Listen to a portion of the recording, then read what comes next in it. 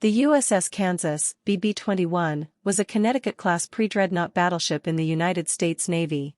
It was the fourth ship of its class and the second ship named after the state of Kansas. The Kansas was launched in August 1905 and commissioned into the fleet in April 1907.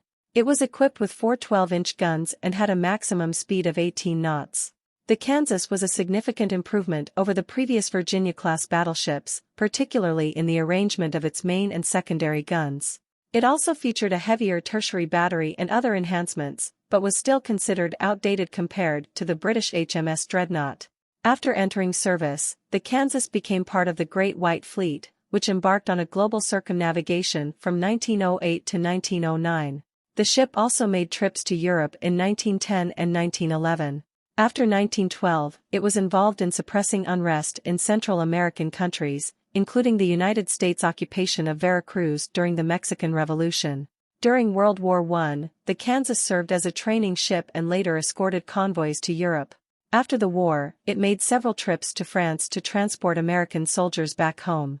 In its post-war career, the Kansas conducted training cruises for the U.S. Naval Academy cadets in 1920 and 1921, visiting the Pacific and Europe respectively.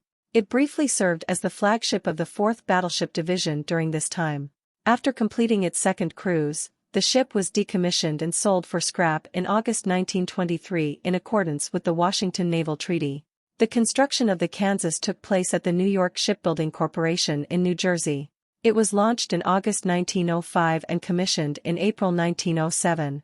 The ship underwent various modifications and repairs, participated in the Great White Fleet circumnavigation, and engaged in peacetime activities such as training cruises and maneuvers.